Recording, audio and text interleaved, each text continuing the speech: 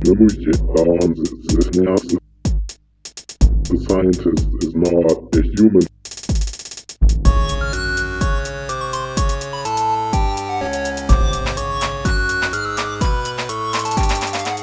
Welcome to Science for Progress.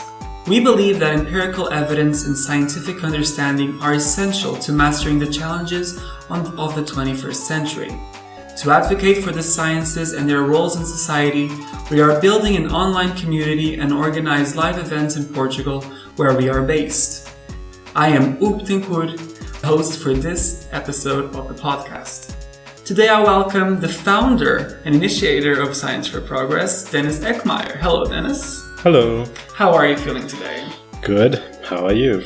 I'm feeling good, thank you. So it's very interesting because the first episode that we had, you were the host and you were interviewing me. And I think it's interesting to have the inverse happen because we know what Science for Progress is about, what we plan to do, and we want some more background about what motivated you to go create Science for Progress. Mm-hmm. First of all, I'm a scientist myself. And I first studied biology and then did my PhD in neuroscience. Then I did a postdoc, my first postdoc at Cold Spring Harbor Laboratory in New York State. It's not Manhattan, sadly. Not Manhattan, yeah. And then from there, I moved to the Champalimaud Foundation here in Lisbon to continue my postdoctoral research. So you started your career from university, like you said, in Germany, right? Right. And then you went to the States, and then you came back to Europe, and then you stayed in Portugal. Exactly. What brought you to Portugal, essentially? So there is a tight connection between Cold Spring Harbor, the place I've been at before, and the Champalimaud Foundation. Several people who worked here and founded the research part of the Champalimaud Foundation were previously at Cold Spring Harbor Laboratory. For example, the director, Zach Manon, was previously at Cold Spring Harbor Laboratory. So they came to Cold Spring Harbor and they give talks. So I realized, there's an interesting new institution in Europe. And I wanted to go back to Europe anyways. So I looked further into it. And I really enjoyed the kind of research, the research approach that they take here. Studying the neurobasics of behavior. So you're working at the Neuroscience and Behavior Lab at Right. the Champalimaud Foundation. As you said, you want to find relations between animal behavior and the neural circuits embedded in the brain. Right. Can you tell us more about more specifics about what exactly you're doing as a project in the lab? We're in the same lab, so Yes. everybody who heard the first episode will know that Ugo is working on the cerebellum. The part of the brain that we think is involved in locomotion adaptation. So whenever there's something a little bit different with the surrounding or the underground or whatever, then the cerebellum learns the difference and adapts the locomotion pattern to this new situation.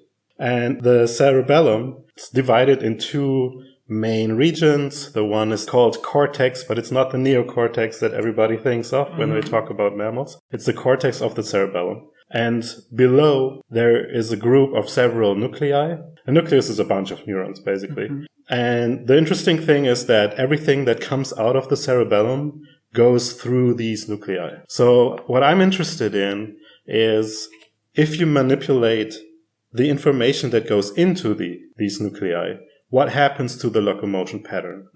So I'm not directly working on adaptation, but I'm working on what the specific function of these nuclei is, how they transfer their inputs into a change in locomotion. That's extremely interesting. And you're finishing your postdoc later this year. Overall, I must say it wasn't so successful, the two postdoctoral fellowships that I've been doing. The currency to get a better job, like a professorship or a PI position, is papers. So you publish articles in scientific journals, or you get grants. I've chosen very hard problems that needed a lot of work. So there was a lot of time where I wasn't getting results because I had to do preparations.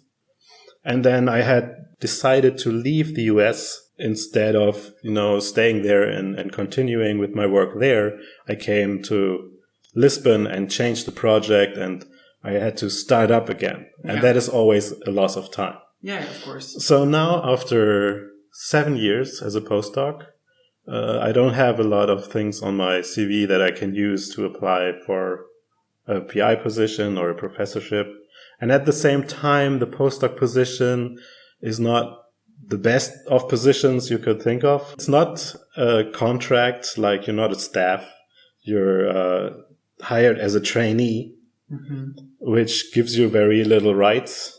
And in Portugal, you don't pay taxes. It's not just beneficial. There are a lot of things. There are downsides to being a postdoc, and it's worse in other places than here. Yeah. But it's not the best job you wish for, especially not for long term, because it's not meant to be for long term, right? It's meant to be a transition where you get some more experience and then you move on.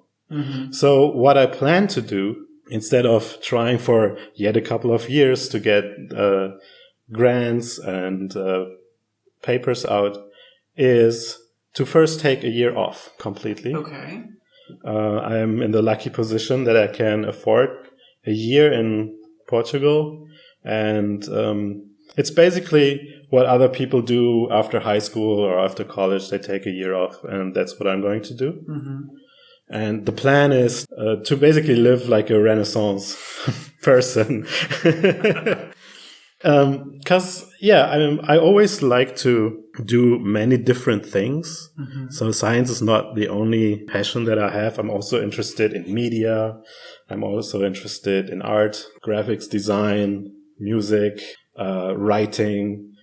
So while as a neuroscientist, I could make use of a lot of skills, there are still things that I can't do or that are not used as a neuroscientist. And I want to explore that a bit.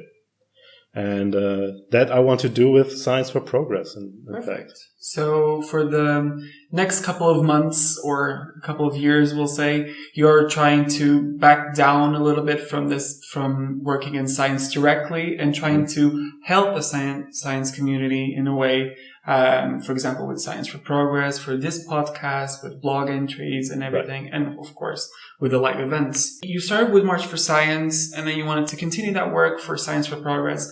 How did this evolve to a point that you felt comfortable with sharing with the general public? So, Science for Progress is work in progress. I had to make a joke. A year ago, pretty much exactly, maybe 13 months ago, that was in February 2017, there was the idea of the Science March coming up, and I heard about it from Twitter. By the way, Twitter is a great place to meet scientists. There are a lot of scientists online on Twitter, and you can always talk to them. So I was involved for several years in discussions about topics that were also addressed by the Science March, like how certain groups and ideologues have an interest, be it profit or be it power or whatever, ideology, religion, I don't know, that go against the scientific results. So there's empirical evidence that clearly shows how things are, or that are the best way that we know how things are. And they straight up say this is not true. They say the scientists are bought. They say we don't have to listen to the evidence, and so on. Then Trump won the election in the United States, and I'm connected to a lot of people in the United States because I lived there. And then this Science March, first the march, the Women's March, and then the Science March were created. And the Science March really quickly became an international thing, because I think a lot of things are decided in politics that go against evidence, I think that really needs to be conveyed. That there is a problem there. And also, I mean, different countries had different reasons. I guess in Portugal, a big problem would be the salaries of researchers and the funding availability and the kind of contracts, right? Yes. There was another thing lately against bolsas as the main source of funding for postdocs and other people in academia. So I thought immediately, this would be great to have it here. And I am part of the R event planning thing, which is an outreach of the Champalimaud Foundation run by postdocs and grad students. And they had a group meeting and I was part of that. And I wanted to bring it up, but then somebody brought it up Eric before you. Eric brought it up first that we should have the science march. So I was on board immediately, of course.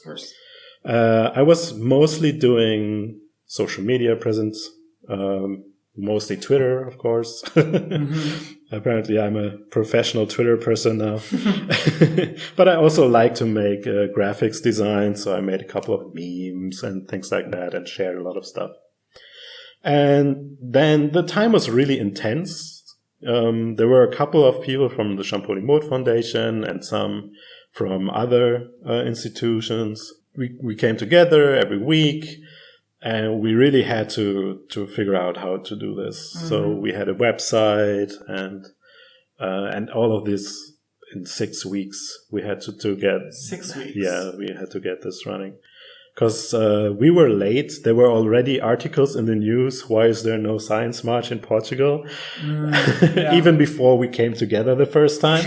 So you had a few weeks to organize an event where supposedly all the scientific community here in Portugal would participate in a way. That was the hope, yes. That is the hope, That was the hope. So what happened? So what happened was we had the march. It was a good march. I don't want to diminish it. There could have been more people. There were news across the world of countries where astonishingly large numbers showed up to these kind of to these marches. And in Portugal, it was 500 people. 500 people, yeah. Yes, which is not bad. But in comparison, it was a little bit, it was few. But I mean, you have to see that also there were other marches before and after.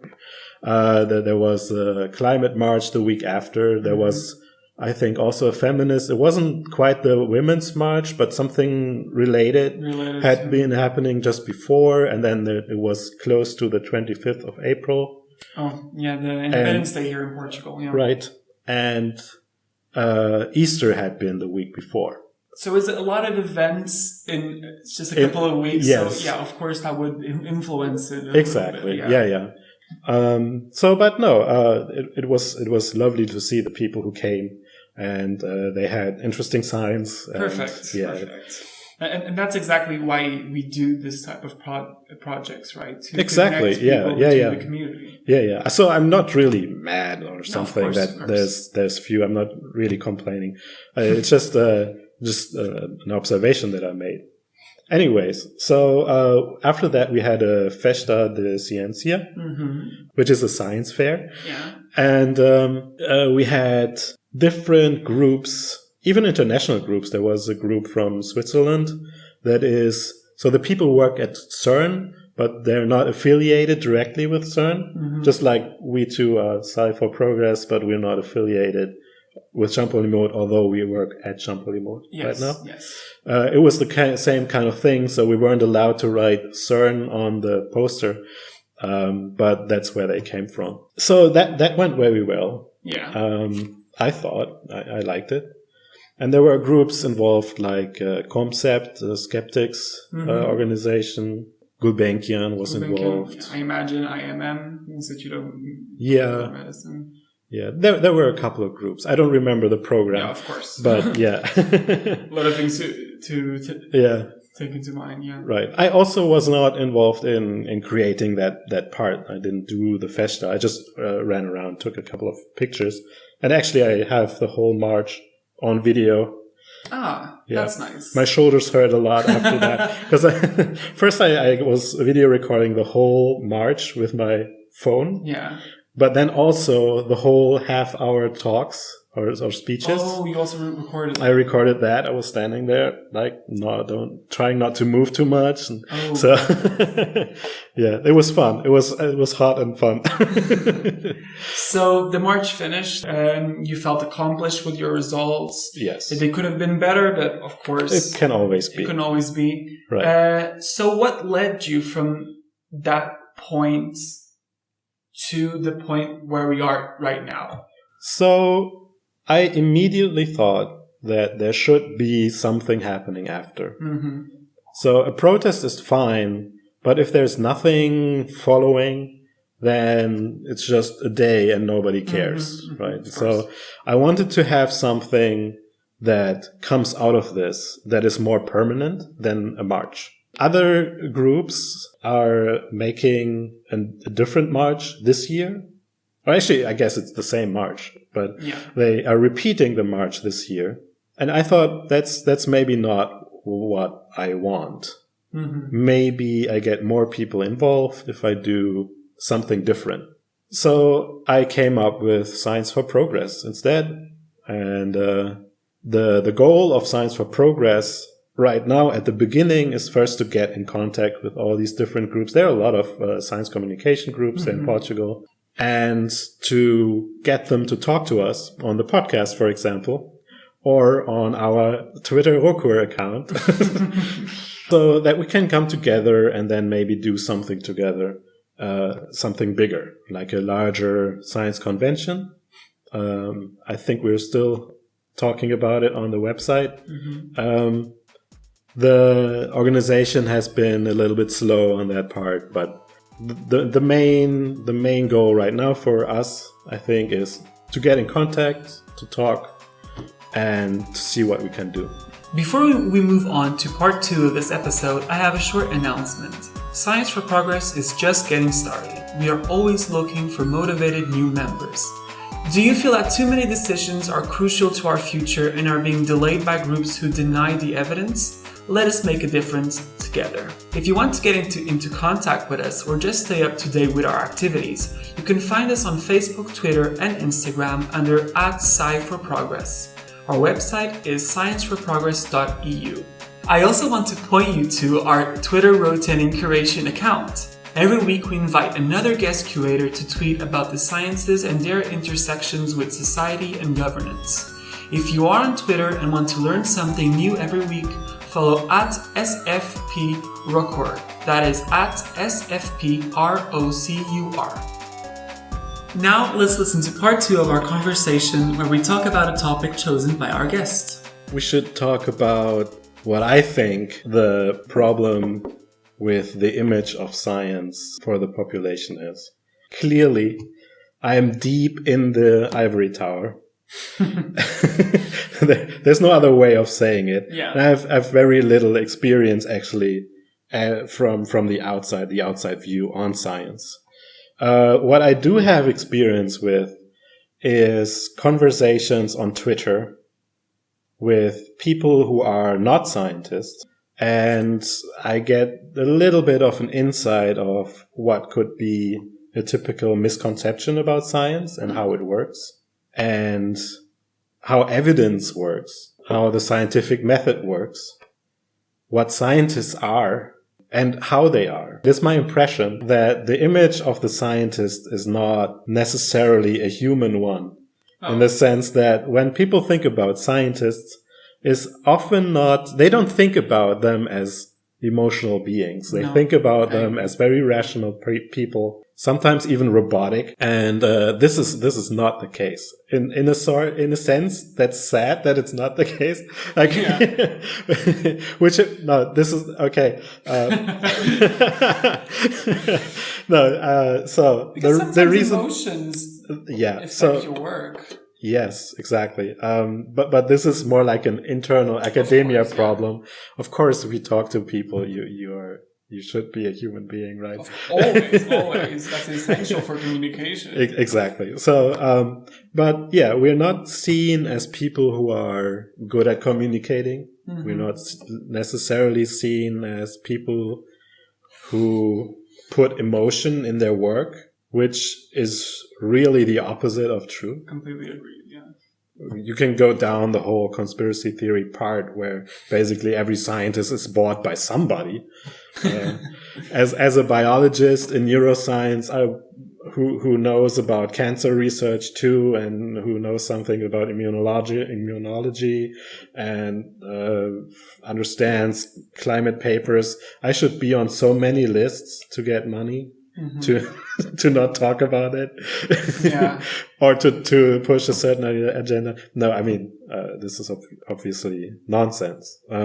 I think part of why this notion that you just have to bribe a couple of scientists and then you can do this big conspiracy theory thing, mm-hmm. How this can even maintain itself for so long is because there is a problem in the way we convey the scientific process. So, and this is really a problem of science communication. And I'm saying not of science communicators because it's a really hard problem. It's a problem of talking about a thing and you want to make people listen. And it is well known that you need to do storytelling. Otherwise, people won't retain what they read. They won't like to read it if it's not, if it doesn't follow a story, if it doesn't have some emotion in it. It has to have some elements to gain their interest. Right. Yes. Now, on the other hand, real science is a very slow process. It makes very small steps. And thousands of people are involved in every step. What happens is that the storytelling focuses on a few people who maybe had the final paper, yeah, or the final result that turned decades of research into something interesting.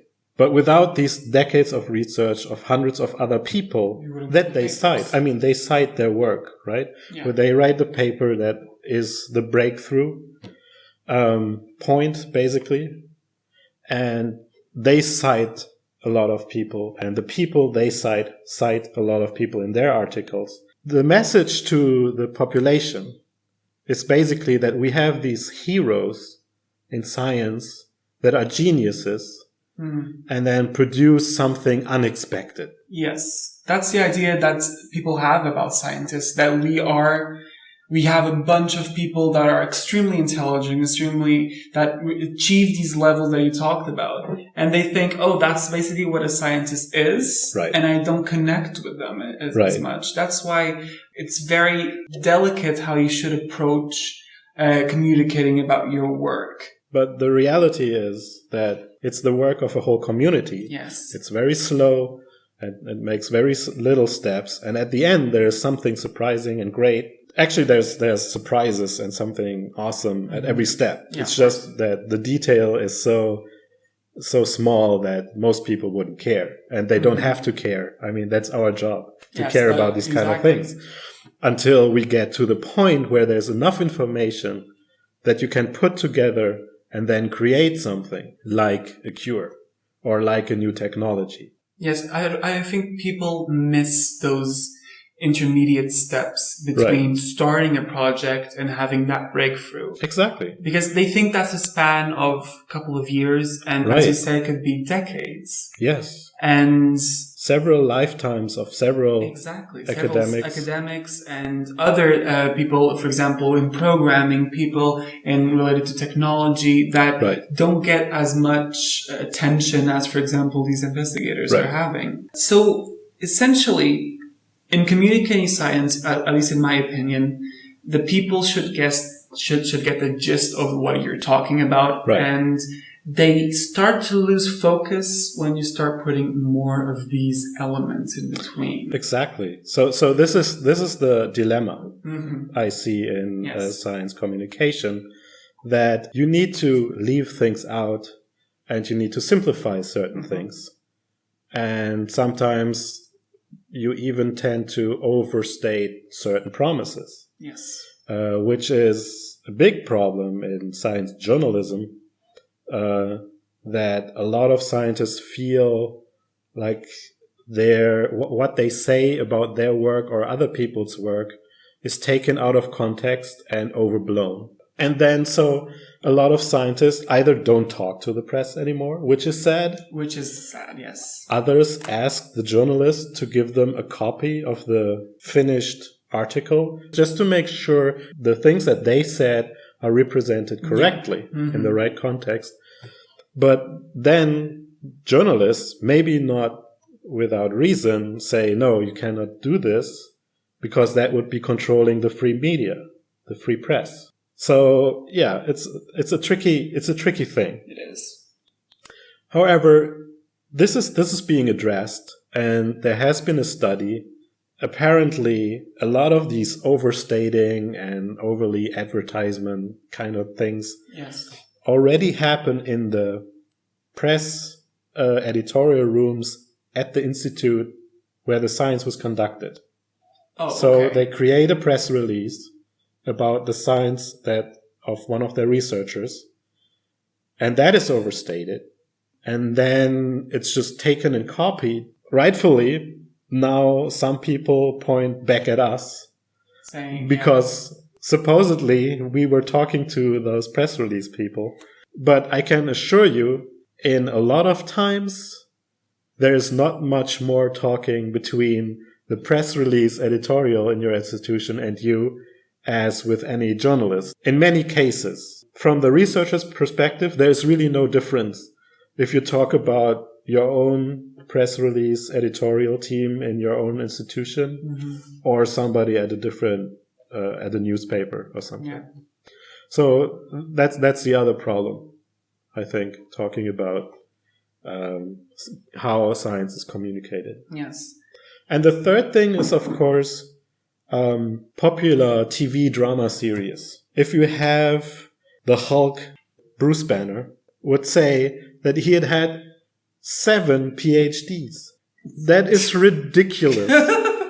Either most of them are honorary and he didn't do anything for them, which is not really relatable given his background story as a researcher who, I think he was doing private research. Yes. And then he had this accident and turns into a monster. I don't think he got any honorary PhDs. But then PhDs is incredible. Right. And it's also the end of your career. If you spend your life doing one PhD after the other. I mean, a PhD is like 5 to 6 years in Europe. And I think 2 years more on average in the US because they start as bachelors and not as masters. Okay. Spending all that time on PhDs would be complete waste. Yeah. Also, you don't get paid very well as a PhD student. It's Iron Man. He has a fabulous quote that I always laugh at, that he said that he learned quantum mechanics in a night. I mean, these are super people, right? Yeah, you cannot forget that. But even for super people, it would be a ridiculous waste of time to get 7 PhDs. Exactly. And then that reminded me, Jenna Simmons, also a Marvel character. She's in Agents of S.H.I.E.L.D. Yes. She's a scientist there. They only say she's a biochemist, but she supposedly had 2 PhDs when she was 17. So yeah, these characters represent us. So I'm a big fan of science fiction. Not just superhero stuff, but actual science fiction. And this is because often it really deals with a dilemma, with an ethical dilemma that has to do with science and scientific progress and with technological progress. Exactly. So the first science fiction novel was Frankenstein's Monster, and it already deals with an ethical problem. At the time, it was new to know that electricity exists and having kind of a grasp of how it works, and that you can use electricity to make muscles twitch. Mm-hmm. So it was news back then that you can make dead things move if you put electricity in it. So the author made a character who stitched together corpses and then hit them with lightning. Exactly. So the character becomes alive. Mm-hmm. And that in itself is an ethical problem, right? Yes. Creating life.